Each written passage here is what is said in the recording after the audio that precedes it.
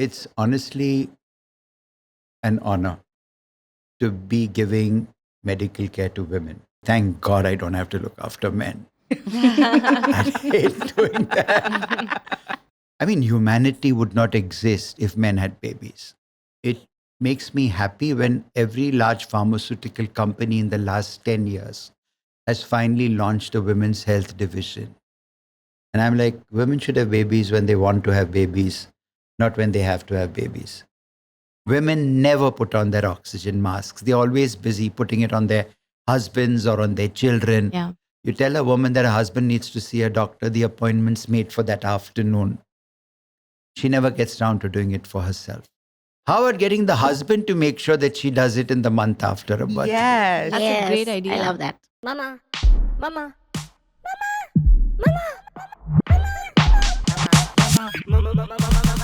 Please stop. Welcome to the Motherlords.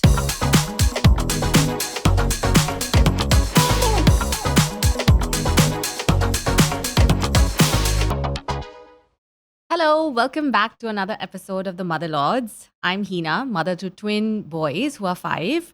And today we're going to discuss the women's health conversation that really should be mandatory, but for some reason isn't. Hi, I'm Alicia. I have a 5-year-old and a 2-year-old, and we're going to talk about everything from periods to perimenopause and to the big one, menopause.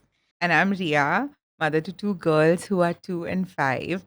And I've been very, very excited to ask my doctor a bunch of questions. So I thought, what better way to do it than to get him on the show and put him under the spotlight. Today, we have the man of the hour with us, Dr. Nozer Sheriar, an OBGYN and author of this fabulous book called Finding Your Balance, Your 360-Degree Guide to Perimenopause and Beyond. He was also the man who was delivering my kids while grooving to Bohemian Rhapsody and Maroon 5 and made my pregnancy and delivery super smooth and comfortable. The man I couldn't live without. Thank you so much for taking the time out of your very, very busy schedule to be with us here today. And we're very excited to have you. And could you please tell us? Thank you, Ria. Could Thank you you. please tell us a little bit more about yourself? Thank you. So, Ria, Alicia, and Hina, thank you for doing this. So I am the grandfather to 4 grandchildren, 4 grandsons, a 10-year-old, 6-year-old twins, and a 1-year-old baby boy. I have been an OBGYN. I stepped into the specialty in 1985. Wow, that was the year I was born. That was the year I was gonna born. say, And before that, I thought I wanted to be a surgeon. And then in the second year of medicine, I saw a baby being born for the first time. And I said, that's what I want to do for the rest of my life. Wow. And I still love getting up in the middle of the night and going to deliver babies. I come back all supercharged with all the adrenaline rush. I tell people, I don't need to do adventure sports. I do obstetrics. I don't need to jump off bridges. I just have to go into the labor room and get all my thrills there. I just love my work. It's not work. I just love what I do. It's honestly an honor to be giving medical care to women. I sometimes actually mean it when I say, thank God I don't have to look after men. I hate doing that. So women are special. Women are great. As I always say, women are hormonal, men are hormonal. But the way women's lives change from adolescence through the years when they are, of childbearing age to all the reproductive health issues involving women, and finally to the change that happens in life, the transition, which does happen in men but is most marked in women. I think it really keeps my life interesting. Every patient who comes to me is coming with something different, and every time I do something, I can do it differently. Well, besides that, I feel that I look after my patients, but to reach out to others, Yeah. podcast, Yeah. where through you I yay. reach out to so many others. I stay involved with organizations. I I'm on the technical advisory group of the WHO for mother and child health. My other associate, we have a federation of gynecologists. I served as an office bearer and secretary general for 17 long years. I don't know, I somehow managed to find time somewhere with the 18 hours of work I do a day. Amazing. Was And I supersonic. now serve on the boards of the Guttmacher Institute in New York, which is like the most respected research organization on reproductive health, Wow. and the Center for Catalyzing Change. So you can't do enough. Oh my God. I just wish I had more than 24 hours. I in was a just going to day. say, do you have an extra 10, Yeah. 15 hours Yeah. in your day? I keep telling my wife, maybe we should move to another planet like Mars or Jupiter when they have longer days, because I need that extra time. No, but I know your secret. You told me that you nap in your car. Yes, so I don't, well, I'm going to get into trouble for this, because I'm always telling people to sleep well, and sleep hygiene it doesn't And- apply to me. And Hina is a professional sleep consultant. I just learned that she's a sleep consultant. So I say this with a lot of trepidation, because I know all the good things about sleeping well. I have never done that.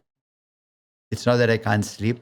I can switch You off don't want and to fall sleep. asleep. You know, I don't want to sleep. There's so much I want to do. But this gives. But so maybe to start with, could you tell us one myth about women's health that you'd like to eliminate? Yep. That women are the weaker sex. What's a good one? Oh wow, that was. They are not. I mean, who ever thought that women are the weaker sex? You just need to see a woman. I mean, humanity would not exist if men had babies. Yeah, that's so true. All right. And the mere fact that women have this physical, mental, emotional capacity to carry this burden lightly and not always be appreciated for it is something that I feel has to be put away forever. And now women are even bettering men at stuff that men thought they did better. I mean, they are flying jets and fighter planes, and initially it was a rarity, and now I'm so happy when a woman is flying my plane. Yeah. Because I that's always true. said they were better drivers than us. Though some women nowadays have started behaving like men on the road, and they don't need to, because you're so much better than us. I hope all the men are tuning into this Yeah, I was one. just gonna So- say. I so- hope so- our husbands so- are listening. So I really believe they have a certain strength. You know, sometimes what happens with emotion is seen as weakness, but it's not. But when push comes to shove in the most difficult times, women handle difficult situations much better than men do, including child. If there's one other thing I want to stress, I'm going to say two things. This is not a myth. This is, if there's one attitude I could change, is that somewhere women's health care is thought to be less important than men's health care. Oh, Oh my Yes. my gosh. Oh, God. Yes. You've hit the nail on the Yeah. head. There was a very large conference this year in Europe, a global conference, came out with some shocking statistics, like saying that women are less likely to be taken seriously by the medical Right, yeah. practitioner. Yes. This is what we've been reading about too. That symptoms women kind un- of just get ignored. Oh, it's just another period. You're overthinking it. Oh, you're just hormonal. It's just another cramp. True. I mean, and then you also kind of shove your pain under the carpet, or you also just think that okay, I bled a little extra this month, or maybe I was just hormonal. Yeah, So, yeah. and But that's also reality.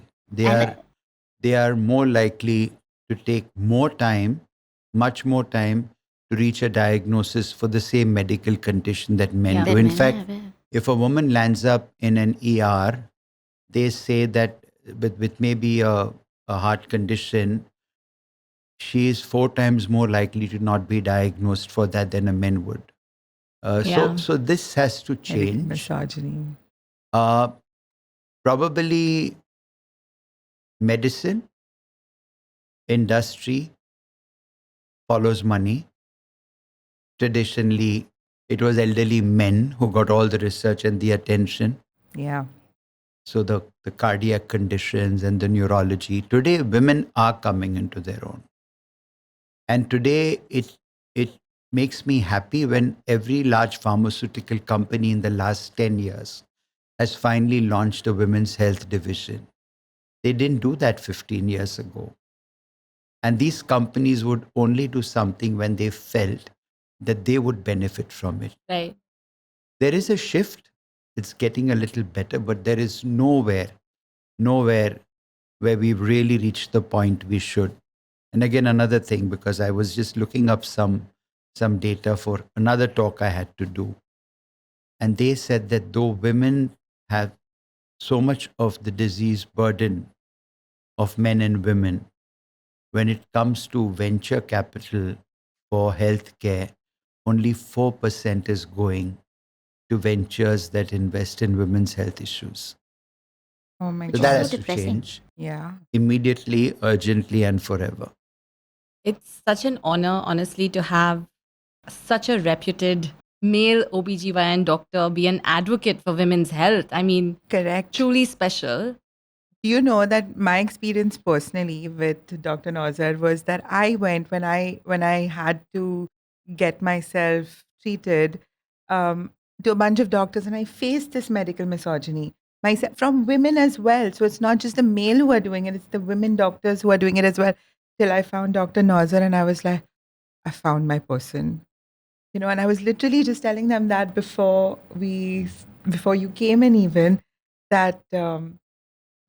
What you say, you practice it. It's not just something you say, you practice Right. it. He makes women feel comfortable. He makes women feel like they're heard, and nothing is too small. Thank you. So, doctor, with that, right? Obviously, times have changed, right? Women are now sexually active before they get married. What do you think that we or women should be thinking about health wise in situations where they are sexually active? What are the things that they should be considering? So, firstly, women have always been sexually active before they got married. Wasn't very open. It Yeah. wasn't open. Yeah. And no one wanted to acknowledge it. Right. And because of which a lot of harm was done. Correct. So, I was on a panel. I was on the board of the IPPF, the International Parenthood Federation. And we'd keep having these topical conversations. So, once it was adolescence. It was in London, and the question round the room was, when is it okay for young people to have sex? So my turn came, and I said, you know what, I'm a father of a daughter. So if you ask me that question, never. I don't have any man having sex with my daughter. I said, but the reality is that she's not going to come and ask me for my permission. Right.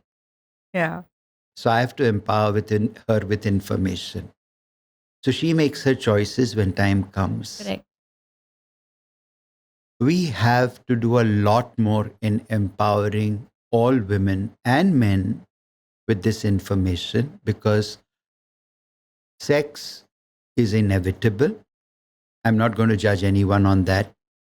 I can let out a secret here. Actually shouldn't, because when a mother brings a young girl to me in my clinic, I will say, I just need to do an abdominal examination, and behind the curtain whisper and ask her, are you sexually active? Which I can't ask her when a mother's around. I'm sure a few mothers won't bring their daughters to me now, which is fine. Pregnancy, unintended pregnancy, is a big consequence if you aren't careful and responsible. But equally important is the risk of infections, which young people can have. And you cannot ever let your guard down even once. So now, to take care of both of these things, once you've given them the information, it's about safe, effective contraception, which will do both for them. Prevent that unintended pregnancy and also prevent infections. I've seen too many young people coming to me with herpes, which is then going to stay with them for the rest of their lives, or coming HPV positive. Right. And it makes me so sad, because this was completely preventable. Correct. If she had the right information. So contraceptives, there are many kinds of contraceptives. Again, it's a myth that young people can't use contraceptives or that they are unsafe. And the birth control pill is extremely safe. We have IUDs, which young people can use, though we don't normally do that. but they always have to be coupled with the use of barriers and condoms. Right. One prevents the infection, the other prevents the pregnancy. Condoms have a 10% failure each year for pregnancy. Which is pretty high. Yeah, which is a high It is one. high. The oral contraceptive pill, less than 1%. The IUD, less than 1%. So the combination works best.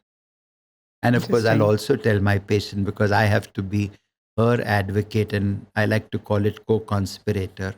I'll tell her, don't ever tell the man you're on the pill, because then he'll try and talk his way out of using the condom. When I was sexually active, my mom was a very big supporter. I remember once she took me for a blood test and she gave her name in the blood test just so that, if anyone else finds out, then they wouldn't know that it was me.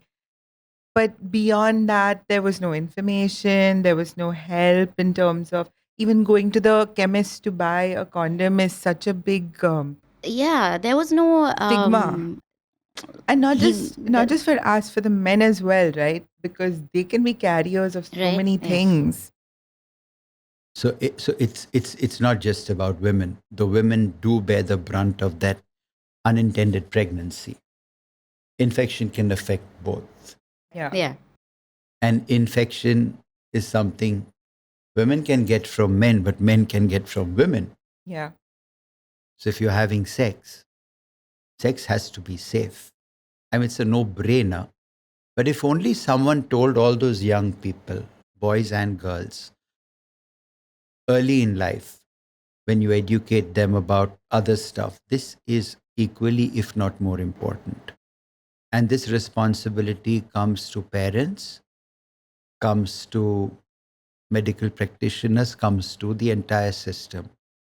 And maybe today we do have a small advantage in the sense that you have alternate routes of you reaching young people besides having to go through the parents. Yeah. Like every parent in the world thinks that my child can't do it, Yeah. Yeah.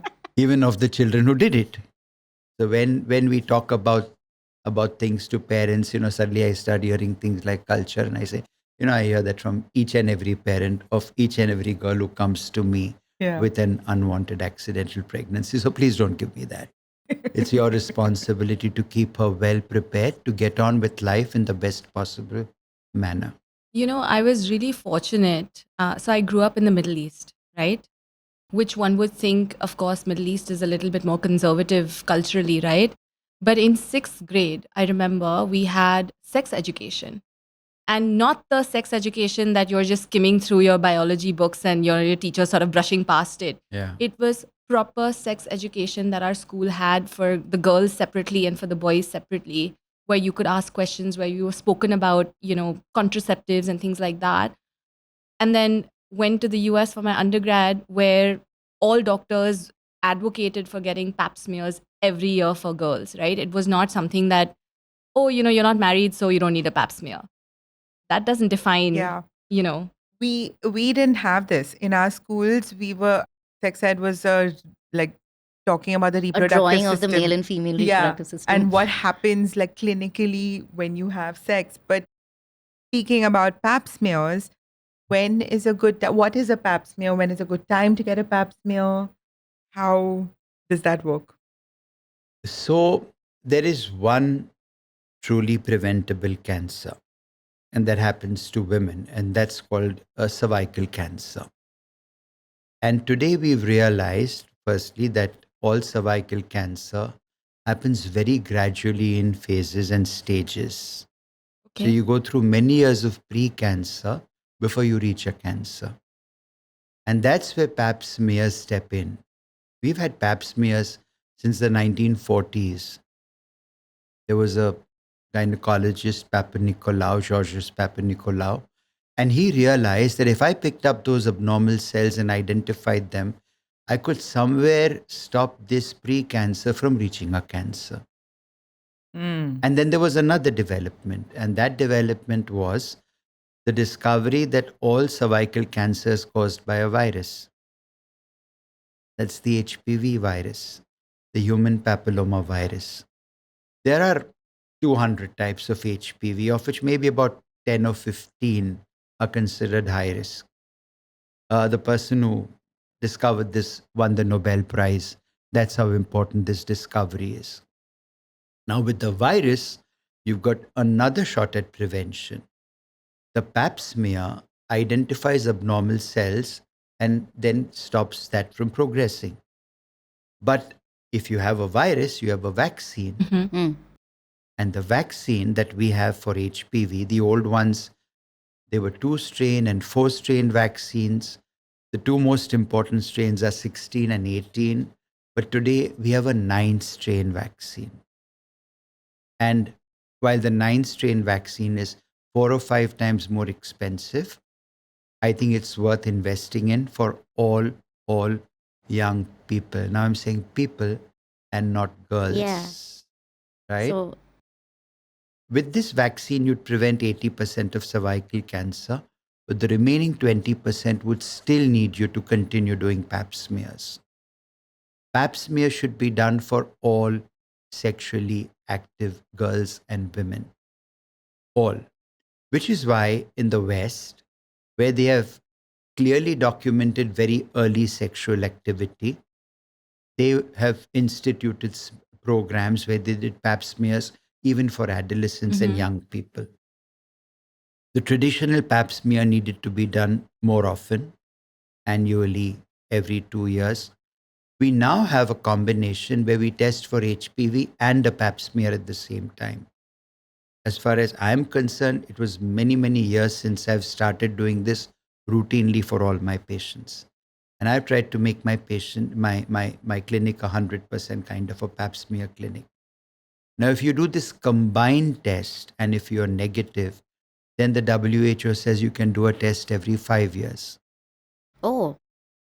And when do you recommend someone starts? Is there an Well, age if you have a pap, or so every sexually active woman who comes to the clinic for whatever reason gets a pap smear. Right. okay? So And it's if not she like you have hasn't to had start it at and she comes 35. to me pregnant, I will still do a pap smear maybe 6 months after she's had a baby. Right. This happened to me. Okay. So because pregnancy is such an opportunity to do good preventive health. Now, of my patients, and we've analyzed thousands, we have an incidence of about 3.5 to 4% of high risk pap smears. Okay, so pap smears, abnormal pap smears just don't happen to lower socioeconomic strata, the poor. It can happen to anyone. Again, earlier question, prevention, of course, 100% condom you use can protect you from HPV.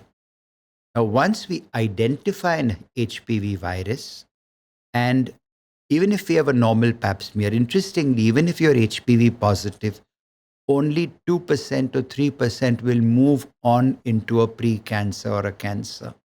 The remaining won't. But these are the women who will be under vigilance. So Okay. now 97% of my patients or 96% of my patients come every 5 years. They may spend a little bit more, but in the long term, it's much, much cheaper. And the remaining 3.5% will come after 6 months. And then we do an annual smear. And then if need be, if there are any suspicious cells, we do a colposcopy where we visualize the cervix and we do a biopsy.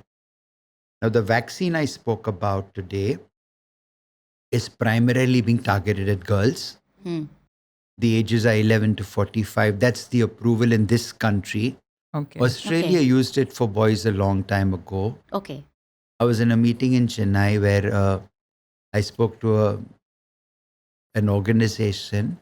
They are the Intercultural Women's Association.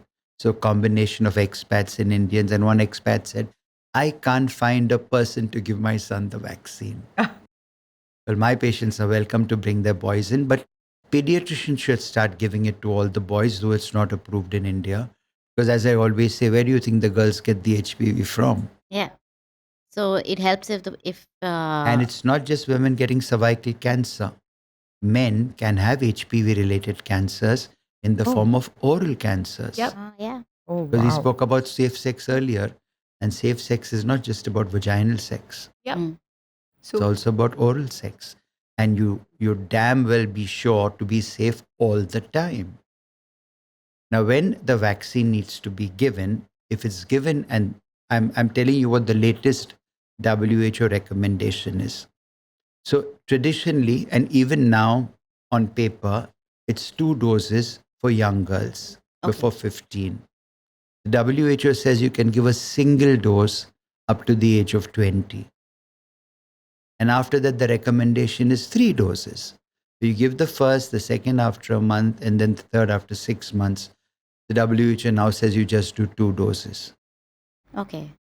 And then if you're over 20 up till 45, you can still get it. You can still take it. Maybe later on, you might not have the same benefits. Right. So at one point, I was giving it to women till they were 35. Okay. And now we've extended to maybe 40. Okay. But by that time, she is in a clear-cut monogamous relationship. Right. She's had negative pap smears.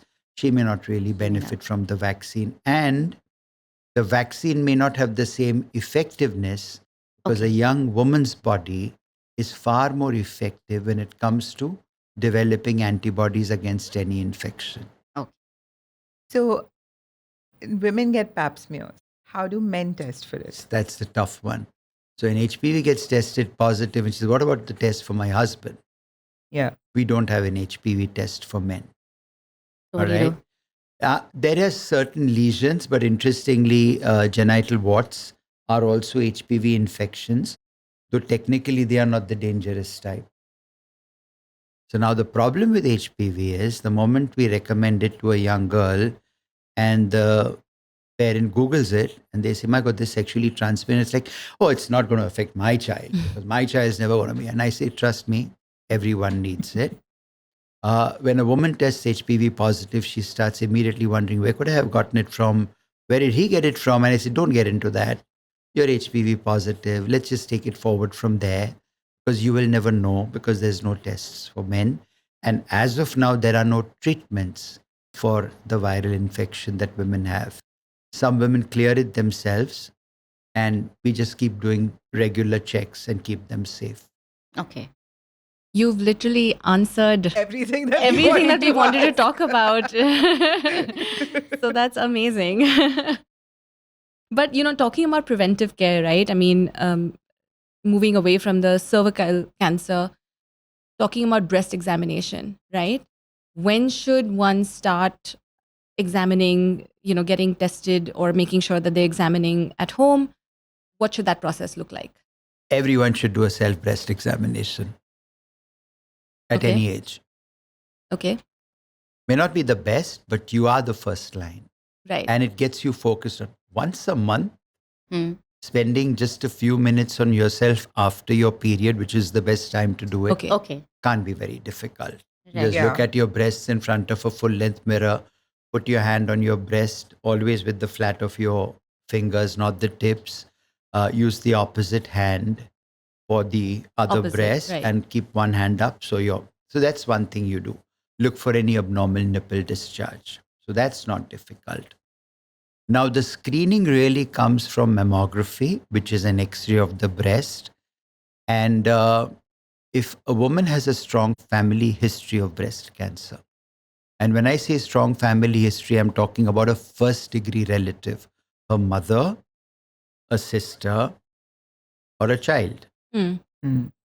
That should ring alarm bells. But please understand, a majority of breast cancers do not run in families.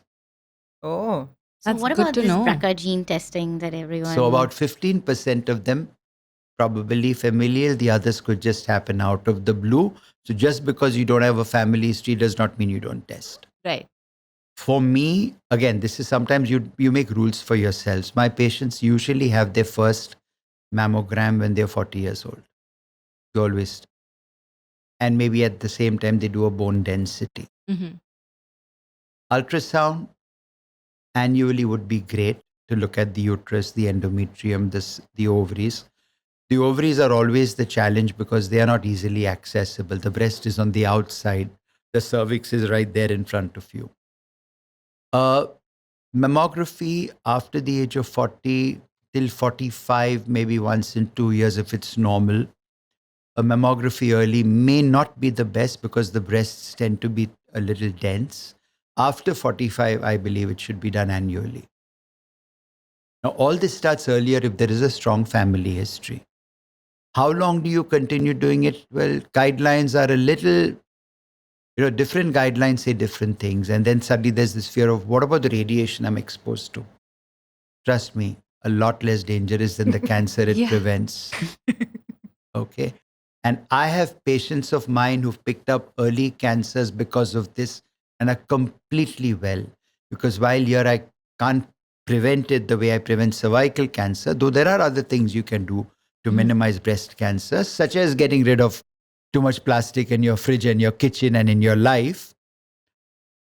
You can pick up something really early, and your treatment is going to be like almost 100% successful. And then there are two other kinds of cancers in women, that of the uterus, where usually it's something that happens around perimenopause and afterwards. And if she has an annual ultrasound and the lining of the uterus is less than 5 millimeters, she's generally safe. Anything more than 5 millimeters or any kind of bleeding that happens after menopause needs to be investigated. Okay. Now, even if she bleeds and even if the lining is thick, 93% will still not be dangerous or cancerous, but 7% might be, and that's why you just have to be very vigilant. Right. Ovarian cancer symptoms are a little more vague. Gastrointestinal upsets. Don't neglect anything.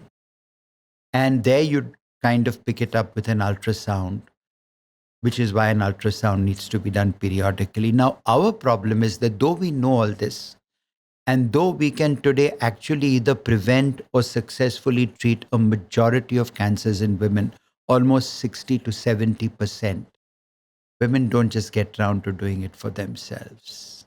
Yep. And you know what a friend of mine told me in a meeting we did a few weeks ago? He says, when there is a problem on a plane, you first put on your oxygen mask.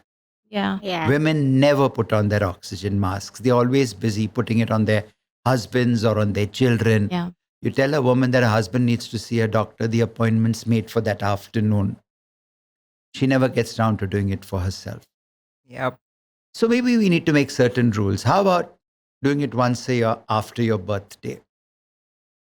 That's a Great good one. idea. How about getting the husband to make sure that she does it in the month after her birthday? Yes. That's a great idea. I love that. Okay. Yeah. She doesn't forget. She does it every year. And most importantly, we do it after the birthday so we don't give any bad reports and Yeah. news before the Done with the birthday. celebrations. Let's do it. Let's Well, do it it's a afterwards. good But gift that's to a yourself. really, yeah, it's a good. It's a It great is. gift to It's yourself. And such it's a not a good gift to thing. yourself. It's a gift to your husband and your children. Right. Yeah. Because you're the fulcrum. How can you not look after yourself? Why do you feel that, you're being selfish in looking after yourself? Because if you don't look after yourself, things tend to fall apart. Yeah. And again, since today we're going to maybe focus on the midlife. Midlife is the middle of life. Let's say a woman in her 40s is in a midlife. Some people say a few years earlier, a few years later.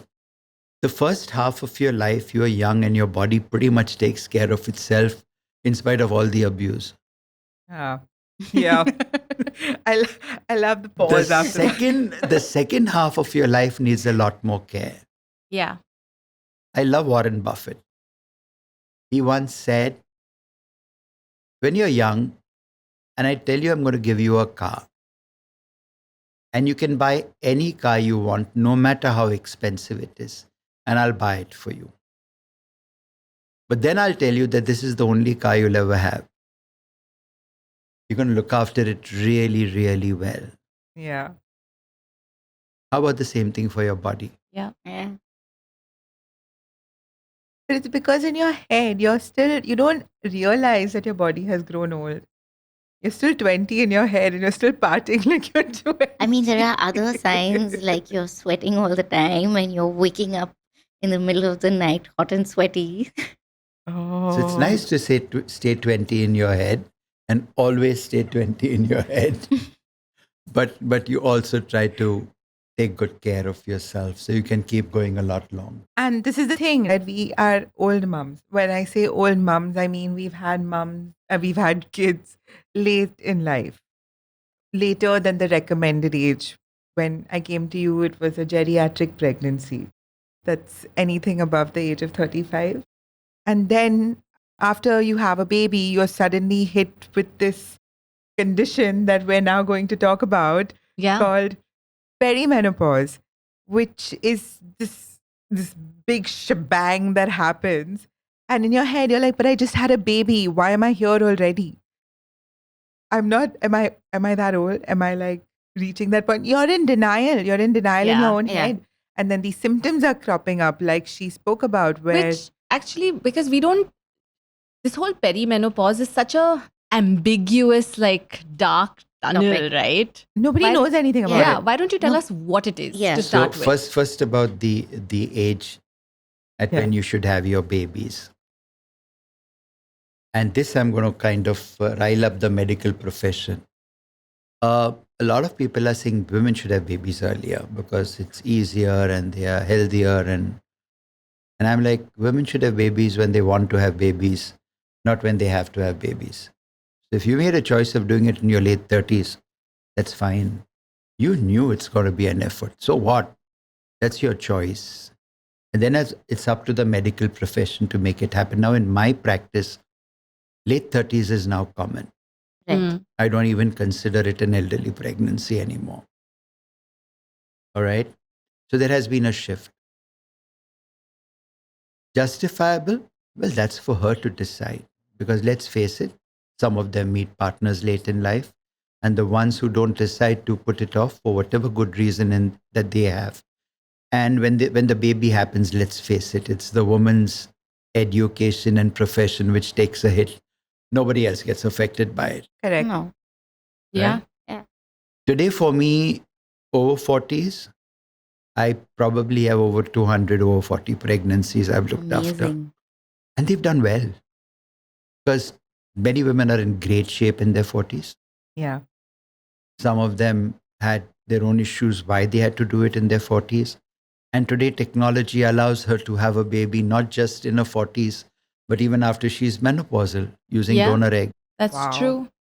So when I have stories in our book that we've written, and there's a chapter on reproduction in the perimenopause. There are two messages in that. The first is that you can have babies when you want to have babies, but make sure that you are physically and emotionally prepared for that. And then the medical system will help you do it.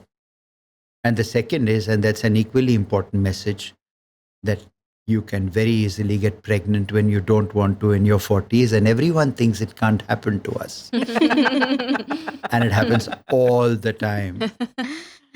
Women coming to you in their 40s saying, Doc, I missed my period. I thought I'd reached menopause. No, you haven't.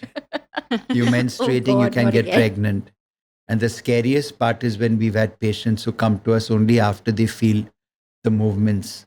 Oh Oh no. my And not my before. God. Wow. Okay, so these are two things that we absolutely try to bring out. But the patient story I have is a 52-year-old woman who gave birth to twins.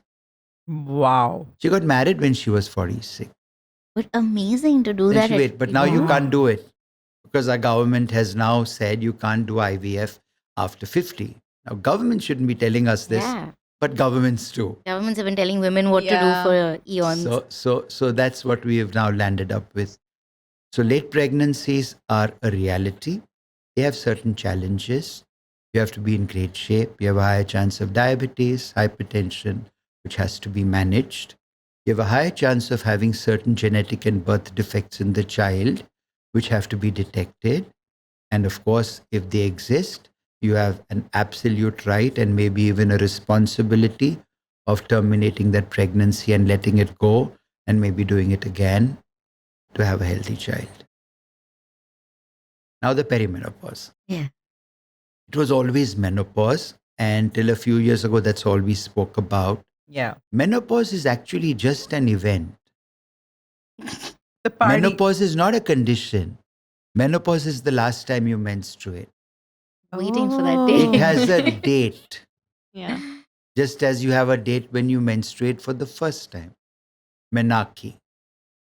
A menopause is that last period and then no periods for 12 months. And they look back and say, you're now menopausal. You reached menopause 12 months ago. Now, this doesn't really say anything about what's happening to women before and after. Yeah. You have menarche and then you've got adolescence. Mhm. Right. So the changes of what will happen after menopause start happening many, many months before. How many Sorry, months? years before. How not many months. years before? Even 6 years before. For some women, 8 years before. That's when your ovarian hormones start fluctuating. So here is a woman who says, Doc, I'm getting flushes, I'm getting sweats, but I'm still menstruating. You're perimenopausal. And after menopause, in the post-menopause, the next 2 to 4 years is when your symptoms are at the most dramatic. But I have patients 10 years after menopause saying, doctors, we are still getting hot flushes. So the perimenopause is this period of maybe 6 years plus, the event that's menopause, and the post, which is another 4 years. Oh, So you're wow. talking So about it's a maybe a 10-year decade period. of our life. But it's not something Riya's to face dread. is It's not something to not look forward to, because every woman does it her own way. Right. This awareness just makes them better prepared and seek out help when they require it. A lot of this would depend upon, so the average age of menopause for India is between 45 and 47. In the West, it's around 50. Okay. So our age at menarche is coming earlier, yeah. and our age at menopause is going a little later. As we westernize ourselves, we'll have this disparity in India, urban, rural kind of a thing. So your ethnicity does play a part. So it's going to change. It's ethnicity. It's also, it can't just be as ethnicity. It's also the lives we lead. Right. Right. If, Yeah. for example, your cancer prevalence, cervical cancer was the commonest in India. Mm. It became fourth in the world because of smears and stuff. But now for us, breast cancer has come to number one, particularly in our urban population. So we followed what the West did maybe 15 or many years later. So that's the perimenopause. And usually the analogy I give is, put your life into 24 hours. Sunset is the time. You can open your phone and know what time sun's going to set. That's your menopause, sunset.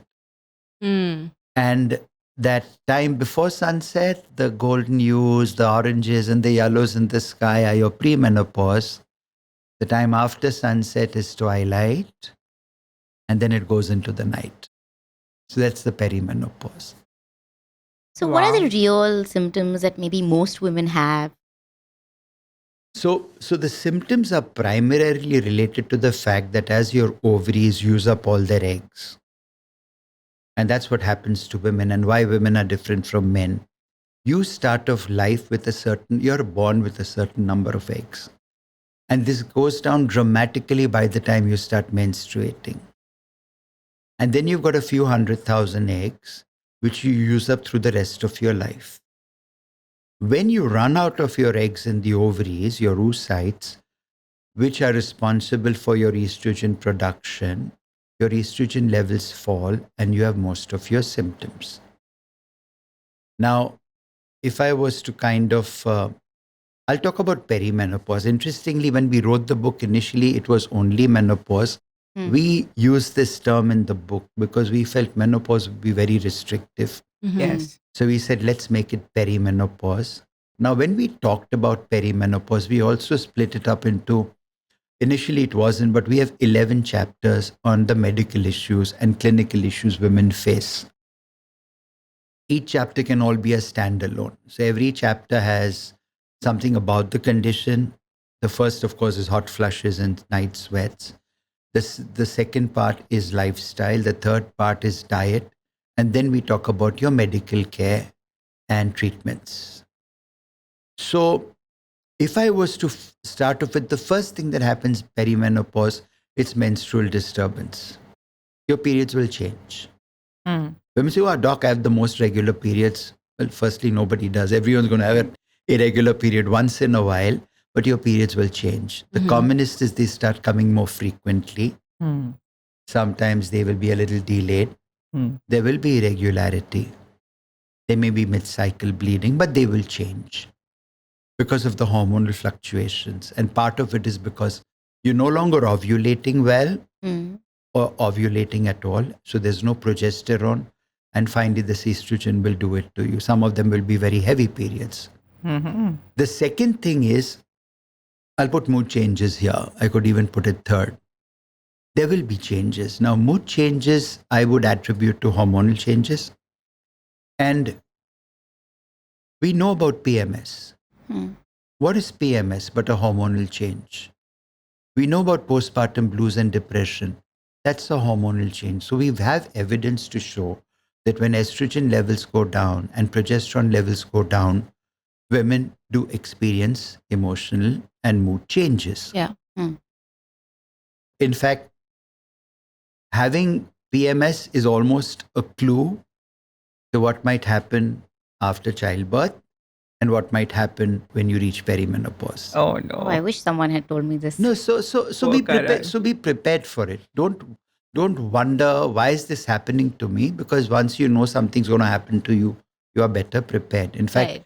in the West, there is a fourth thing. It's called the seasonal active disorder, which women experience during the long winters. Oh. Yeah, that's true. It's a very, in Minnesota, I went to college in Minnesota and that was a very real thing. So mood changes. Then the mood changes and the emotional changes, and this could be anxiety. You suddenly start getting anxious about things. Anxiety is okay if there is a reason to be anxious. But if you're anxious every time your husband is on a work trip or your child is going to school, you have a problem. It Yes. kind of makes you a little not functional, Right. or feeling low and depressed, Mm. getting emotional. It's okay to cry with movies, but if you're just bursting into tears every time someone says anything, maybe. And then the third is anger. Mm. You find Yeah. yourself sometimes just flying off the handle, and then you are the only one who regrets it for many, many hours after that. Yeah. Everyone else moves on. The guilt. Yeah. That comes So these are hormonal changes.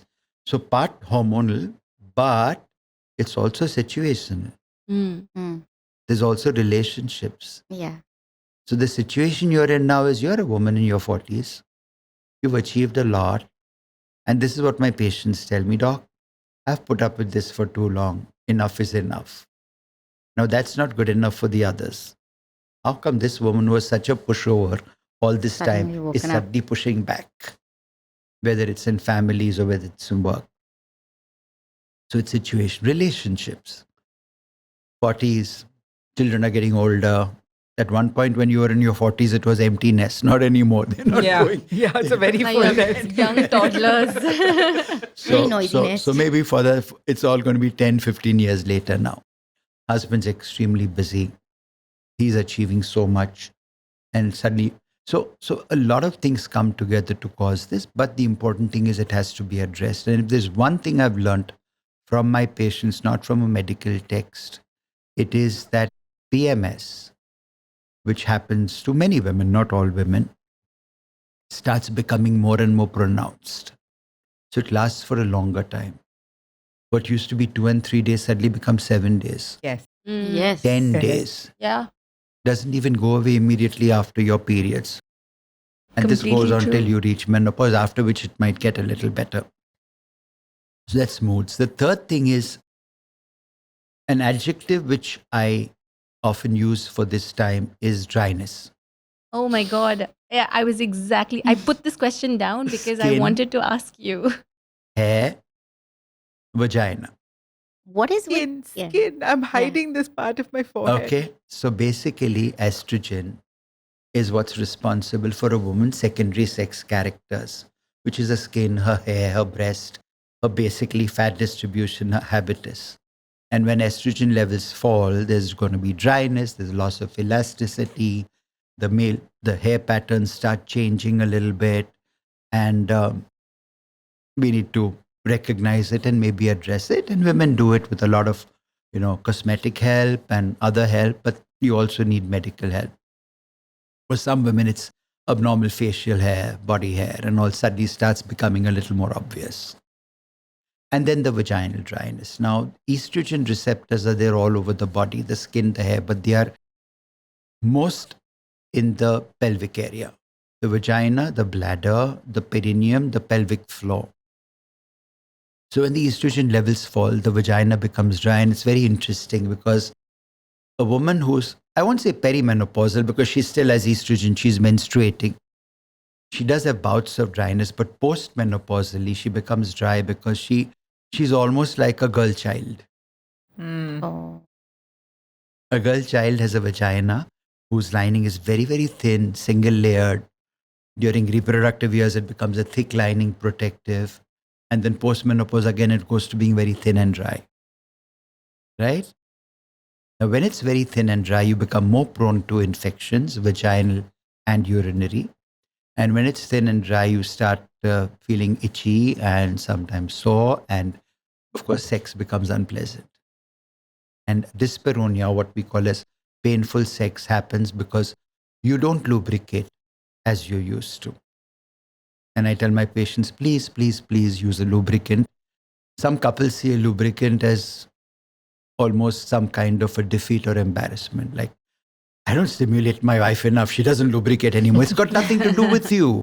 Yeah. Yeah. It's not you. It's the fact that at this age, however stimulated she is, she's not lubricating. So how about adding some lubricant? Yeah. Because once it's painful, the subconscious mind tells her, listen, sex is going to be painful, don't have it. Absolutely. Absolutely. Yeah. And then women will actually find reasons to put it off because after sex, she's going to be sore and uncomfortable for Yeah, days. And yeah. sometimes they'll actually have this little ulceration happening, which will burn. Yeah. And then it heals and she has sex again. And again, it burns and heals. And she says, better not to have The sex. pattern. Yeah. It's a pattern. Yeah. The vicious circle. So that's the dryness. Now, if I'm talking about painful sex, I also need to talk about libido. Mm-hmm. Because libido also needs hormones, Mm-hmm. Yeah. men and women. Well, men do also undergo something that's not very well defined, but many men, not all men, will undergo andropause Oh. and have low Andropause. testosterone levels. Oh, is that the midlife crisis? It would coincide, Ah. okay, in which they themselves will start having issues with libido and sexual activity. Oh. But then men had a little blue pill invented for themselves, which doesn't help libido, but definitely helps the erection. So now for women, this libido that gets affected, and interestingly, it's always a partnership, and you never know where the balance really is. Sometimes I have women saying that I would want to, and my husband just can't keep up, and vice versa. Mhm. So always you've got to find a middle road, and if need be, take medical help. And there are medications we use today to improve libido. And finally, the one thing which is almost considered to be the most obvious and the landmark that women will reach and experience are the hot flushes and the night sweats. Interestingly, medically speaking, they are not significant or harmful. No. But they are But extremely they're so annoying. disruptive. But practically Yes. speaking, they are totally disruptive. They Yeah. turn her life upside down. Yeah. Yeah. Okay. Basically, they're called vasomotor symptoms or VMS. Now, vasomotor symptoms basically are this network of blood vessels under your skin is out of control. So, small changes in temperature and they'll suddenly just open up and blood will flow into that network of vessels under your skin and you become hot and sweaty. And initially, there is a flush and then there is the perspiration that follows. So, flash and Yeah. a flush. She's sitting in this room full of people. She's in a boardroom. She's a CEO. And she's wondering, can these people see me perspiring? Are they noticing what I'm going through? Cannot someone just put up that air conditioning to, bring down the temperature? Bedrooms become a problem because the wife wants 19 and the fan on and the husband's freezing his butt off. This happened to me No, last this is all night. reality, Last night. isn't it? Yeah, so again, we somewhere need to find that balance as well. So, what do you do for all these Yeah, things? so basically for most of these things, there are answers. Hmm. Some of these things you can do yourself, practical stuff, lifestyle stuff, diet. Hot flush, well, you dress smart. You start changing the way you select your fabric. You pick layers if you're working and you're a professional, where you can just put your jacket on one side when it happens. Hydrate yourself well, plenty of fluids, control your environment. If you're sitting in a room full of people, carry a small hand fan. But finally, the magic is in the hormone therapy. Yes. Hormone That's therapy. what we were coming We've to. heard so much So about. you give Yes. hormone therapy to women at this time, and in 2 weeks' time, she's transformed. She blesses you. She thinks you're some kind of magician. Trust me, you aren't. It's the medications doing it, but the doctor gets all the credit for it. So that, and there are non-hormonal ways of treating flushes as well. Most flushes will, after some time, taper and finally stop. Though I do have some women who continue to have these for years, even after they are menopausal. What is hormone therapy exactly? Yes. So HRT, hormone replacement therapy, has been around for a long time. First was reported in the early 60s. There was one Dr. Wilson who actually wrote a book called Feminine Forever. And he describes this patient who walks into his clinic who is in her early 60s or whatever, or maybe 50s. And he says that here's this woman, striking carriage, skin like a baby, hair, body, breasts, and the birth control pill had just been invented in the 50s. Someone forgot to tell the woman she had to stop it at some point. Oh. Now, that was a disaster because at that point in time, the pill had very different hormones, very high doses, and then there was a whole lot of cancers that followed. But then finally, we understood it more. And today, we understand hormone therapy better than ever before. Okay. Today, there are preparations, there are routes, there are guidelines. It's very well established. We now call it MHT, or menopause hormone therapy, and not HRT, because it's not a replacement. Not a- For different people, it's different stuff. There was a major scare and a backlash in the 1990s, which set hormone therapy back by almost a decade. And that tells you how vulnerable treatments are sometimes to a media Hype. interest and hype. There was a study called WHI, 150,000 women. There was one of the 5 arms, which had 15,000 women, 10%, which was a very poorly planned arm. They should have never done it. There were women in their 60s and they were using hormones to protect their heart. Oh. Now, young women do have less heart disease than men, but after menopause, they start having as much heart disease as men because estrogen is gone and that protection is taken away. They saw an uptick in some stuff. One was breast cancer, but you were talking about a few cases per 10,000, and you saw an uptick in thromboembolism. But at that point in time, it was said that, but this is happening to healthy women. Those 2 or 3 cases of breast cancer should not have happened. And there was a backlash because that's the headlines in media are something else. Very sensitive. Thank God they didn't have social media back then. Oh my God, what would have happened? But this was, then when people kind of looked at it again, cooler minds, analyzed it, they said, but you didn't tell women that you prevented colon cancer. You didn't tell women that you prevented uterine cancer. You didn't tell women that you prevented fractures, which for an older woman is the biggest risk to life. Yeah. Wow. Yeah. Osteoporosis. Yeah, So when they osteoporosis. balanced it Your off, it bone all density. balanced off. And anyway, that was a different kind of a hormone. We don't use those anymore. The progesterones were synthetic. So all that has changed. Okay. The mistake the West did was that they, like everything there, very driven by industry, it started giving hormones to almost everyone. You want to stay young? Take a hormone. You want great skin? Take a hormone. Now, that's not how any medication should be used. Yeah. Yeah. So if you used it for indications, like flushes are an indication, moods are an indication, the vaginal aspect. Now, for the vaginal issues, there are vaginal estrogens. You don't even need to take it orally, Oh. which are so safe. Mm. But recent study said a breast cancer survivor can use vaginal estrogens.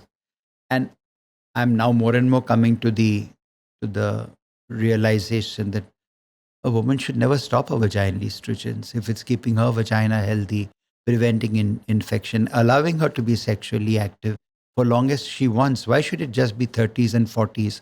Why can't it be 50s and 60s and even 70s, which studies do show that women do remain sexually active.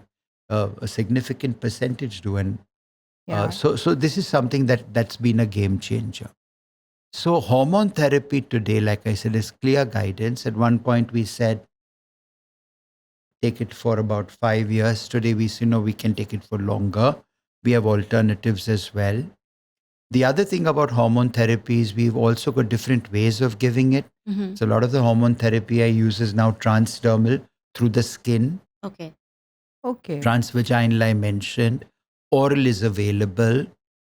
So it's something that I think going ahead, 50% of the world's population is going to be menopausal. Yeah. Yeah. But tell me, the hormone therapy, right? Is there somebody who should absolutely not take it or is not eligible for it? Yes. So as a doctor, the first question I get asked for anything is, Doc, what are the side effects? Hmm. Mm. And I say, tell me one thing in your life which doesn't have a side effect. Why don't you ask the airlines every time you buy an air ticket, is there a side effect? Can something happen to me? No one does that. Yeah. Yeah. All right. Yeah. So of course there are side effects for anything. The responsibility of the medical practitioner and the person he's looking after is to make sure that these side effects are either minor or rare. And what do you do if they ever happen? So this is something that we always have a risk-benefit ratio. Benefit outweighs the risk. That's better. Obviously, there's some women who can't be given estrogens. So one is a heavy smoker. Whether it's the birth control pill or hormone therapy, they become more prone to cardiac problems and ischemic heart disease, a heart attack, than someone else. The second is someone who's a very strong family history of breast cancer. And you briefly mentioned BRCA. Now, let's not get too carried away. BRCA is now more affordable as a test. Used to be very expensive. Should everyone do a BRCA? Absolutely not. But what I would suggest is if you're worried about a family history of breast cancer, the person who has the cancer should be tested first. Aha. Because then you know what to look for in the next generation. If your mother is BRCA negative, then why the hell are you getting a BRCA test? Yeah. Yeah. Right? And then if you're BRCA positive, there's an advantage, there's a disadvantage. The advantage is that you'd be more vigilant. You wouldn't take estrogens and you would be a little more cautious. The disadvantage is you do live a life which then kind of is, my God, when will it happen to me? It probably won't. Because just being BRCA positive does not mean it will happen to you. So people have taken steps, and Right. Yeah. the most famous person in the Yes. world who did something about her BRCA positive test, Angelina Jolie, had her reasons for doing it. Yeah. And I respect them. And everyone decided, two camps of people, one saying she did the right thing and the other saying, how dare she do it? Those are her breasts. Her decision. Yeah. Her body. Her mother died very young and she said, I don't want to die on my young children. Yeah. And I think the best and the greatest message of that happening for me was someone with breast cancer who loses a breast says, my God, the most beautiful woman in the world has done a mastectomy and look at her. Yeah. So why should I be worried? Because why should I be embarrassed? A person who has Yeah. breast cancer and loses a breast is so conscious about this all the time. She's trying to hide and she wants. So that's what you could probably do from the BRCA point of view. I know I digressed a little bit. Someone who's overweight, very, very overweight. Someone who's got a very sedentary life. Someone who's more at risk of something called as thromboembolism. You've had clots. Now, varicose veins are not a contraindication, though sometimes people think it is. So these are the kind of people who shouldn't. Now, for them, there is non-hormonal therapy Mm. for the flushes and the other stuff. What does that So look what like? are your other ways So you there are can combat? basically other drugs. There's clonidine. We sometimes use some of the medicines that psychiatrists use, the SSRIs and the SNRIs, to help with the flushes. So we have other stuff. And now there's also an alternative. There's always alternative medicine. And I do have patients of mine say, Doc, I don't think I want to take hormones. It's her choice. I will tell her how safe it is. And, sometimes I tell women this when I'm advising the birth control pill and they ask me about risk and safety. And the first thing I say is, at any given time, millions and millions of women are taking them. So it can't be all that unsafe. Yeah. Right. Yeah. And I say the birth control pill is extremely safe. Some women are dangerous. I love that. So just make sure that you are not one of those dangerous women. And the same thing applies to hormone therapy. Now, in that situation, we have alternatives. And one of the alternatives is a group of compounds called phytoestrogens. They are plant estrogens. They are substances from plants which behave like estrogens. Interesting. And soya very interesting. is one of the most prominent Yeah. sources of phytoestrogens. There's something called as black cohosh. Interestingly, Japanese were always said to be less prone to menopausal symptoms. And then they found that all the stuff they have, the soya, the tofu, the edamame, are all rich sources of phytoestrogens. Amazing. So you can either do this in your diet or you can do it in a capsule. There are medications with phytoestrogens in them. They won't be as great as estrogens, but better than nothing. You should not be having any symptoms then. I know. I have so I was much just- tofu. I was like, the amount of all this you eat.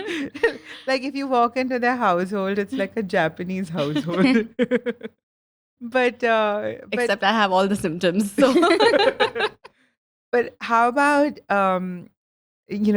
like I remember when I had postpartum, for example, when I came to you with postpartum symptoms and I needed help with that, you gave me the number of a therapist or a counselor that I could go see. Is there anything like that for perimenopause as well? So firstly, as a country, we've been pathetic when it comes to dealing with mental health. And it's so amazing that you advocated. So most doctors would feel embarrassed to tell their patients to seek mental health because they think that their patients will think badly of them.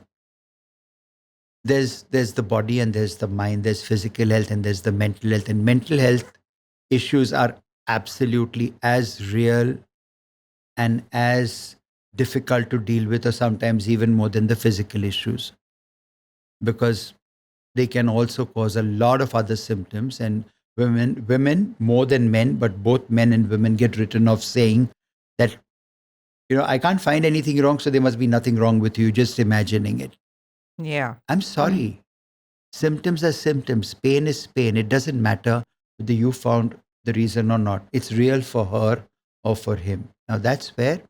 So yes, absolutely. A big part of dealing with the mental health issues. We've got an entire chapter in the book on that. Firstly, there are ways you can self-assess. In that chapter, we've put in a scale which is like a self-test. You can do a self-test for yourself. You can find it online. And you can give yourself points for each question.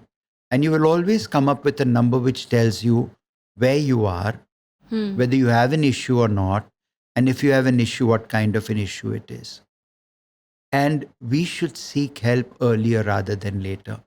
Things are getting a little better, but still, for patients, for women, their families, it's considered to be such a stigma Yes. that they will be in denial and they will sweep it under the rug. And at the different times in their life, PMS, well, there is PMS and there's PMDD. PMDD is PMS times 10. yeah. It's a very real medical condition. It needs help. It needs medical treatment. One of the simplest medical treatments approved by the US FDA is the 4th generation birth control pill. Wow. And then there's postpartum depression. There's postpartum blues, which, and it's interesting. We said this in the start when we were just beginning this conversation. I once watched a show by Oprah Winfrey, and the women, they said, "Why didn't someone tell us the truth about what we were going to go through? Why were we given such a rosy picture?" Yeah. And I think that still happens. And I don't know, maybe just years of conditioning as a society that women just kind of pick themselves up and move on and do everything. That is and- interesting that women move on, and that's where I think nature does something to women where it creates selective amnesia. Yes. Yeah. That's how you do it again. That's why they do it again. Again. So I had a patient of mine in a second labor saying, "What am I doing here? Yeah. This time I'm going to write it down, and if I ever have crazy thoughts, I'm going to read my notes." But that's the amazing thing, that it's like at the time of delivery, I'm talking about difficult delivery, doc, never again. And then they look at the baby after a week and say, "Wow, Of course. bad Yeah. but worth it." And Right. after a year, it was like, "Yeah, it was okay, but I dealt with it." And when she comes for a second pregnancy, she'll say, "This didn't happen to me the first Yeah. time. Why is it happening to me?" And I said, "Look at her papers and trust me, it did." Yeah. You've Just forgot about it. forgotten about it. But Yes. it's so interesting that you say that, to even recognize when something is wrong and then sort of speak up about it. So, I mean, when do you So think it- women should It's- absolutely no, advocate first of all, for it's themselves? everyone's responsibility. Yeah. Sometimes the person going through something is probably not the best person to recognize it. Yes. Yeah. Okay. So there again, we have a scale which a woman can be administered postpartum. I mean, if you're not sending her somewhere first. And I'm really planning a small study in one of our hospitals where we're going to apply that scale routinely at birth, maybe at 1 month and at 6 months.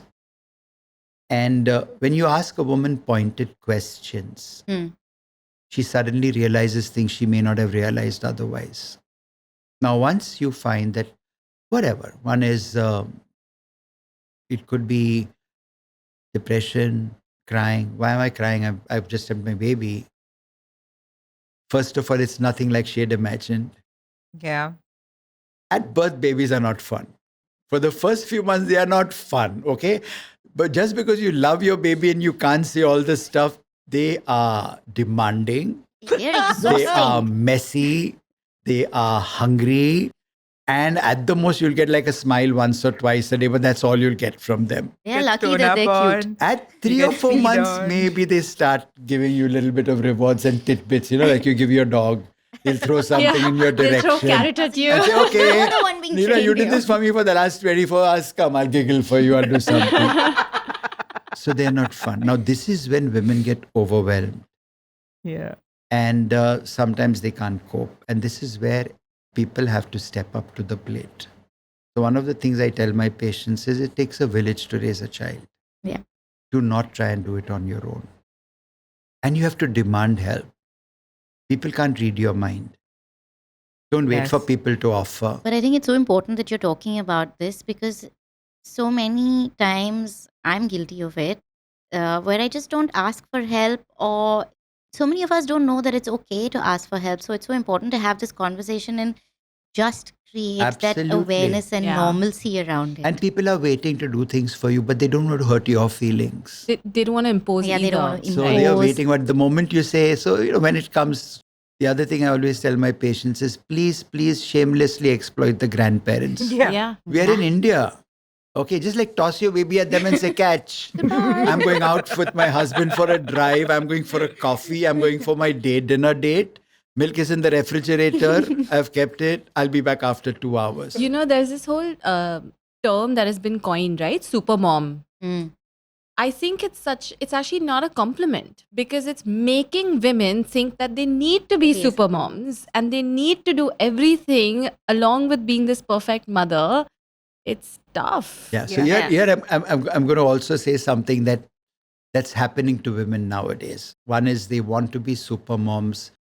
They kind of want to hold out. They won't let anyone do anything for their Yeah. child. I don't want to be a supermom. Okay, please don't. We're going to the other extreme, that they've got so much pressure, and this peer pressure is now coming from what starts coming to their smartphone the moment they've had the baby. They are part of mommy groups, Mm-hmm. which isn't. So I will never put anything down, but you have to be rational and ask questions whenever something comes to you. How come you ask your doctor about side effects and challenge them and not challenge what you get on social media? Yes. Yeah. All right. Now that is affecting women greatly. So I have a very dear friend, Dr. Mahesh Balsekar.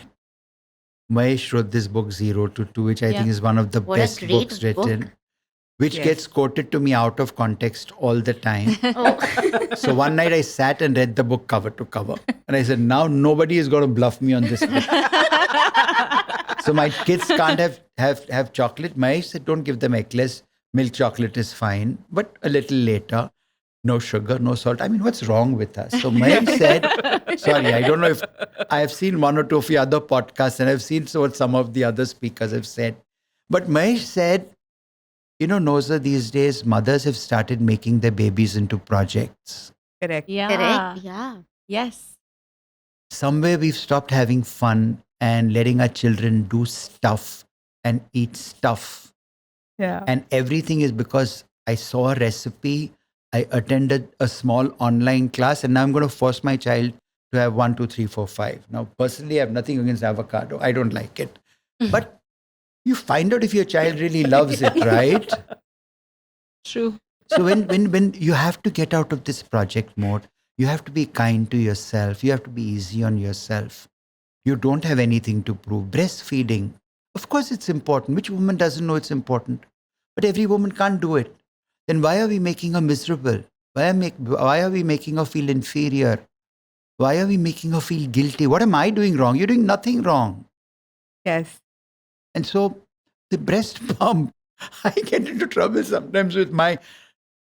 It's a friend to my patient because the woman can't be there 24/7. She's not a machine. You want to give breast milk, fine. Someone else can give it to her if she's catching those 2 or 3 hours of sleep.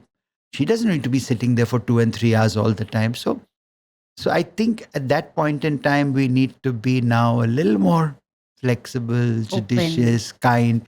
Be kind to yourself. Love yourself. When you look after yourself well and when you are happy, trust me, everyone around you is happy. So really, Yeah. I mean, honestly, thank you so much for being here. And Yeah. really, You are so progressive, so Yes. empathetic. yeah, I said this earlier in the podcast, and I'm going to say it again. What an honor to have you as an advocate for Thank women's you. health. Really. Thank I you. think everyone watching this and everyone must watch this will learn something, whether you are open about it, whether you have not been to your gynac in forever. Please listen to this episode. You and your husbands or your partners will definitely learn something and new. get this book. Yeah. Yeah. It's available on It Amazon. should be like by your bedside. Yes. We And- all have a copy. We do it. You're going to autograph now. Thank you so much, Doc. Thank you so much It for was being really, here. really.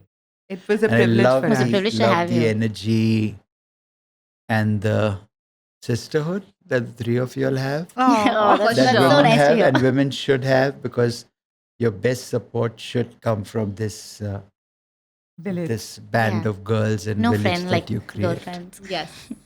And for Thank all you. of you out there, please like, share, subscribe to our podcast. And please, we will put Dr. Nozer Sheriar's information and clinic details in our description And his social media details. and his And social social- media details And the link to his book. and the link to his book, all in our And- description. Check correct good social media like this one and this one. Yes.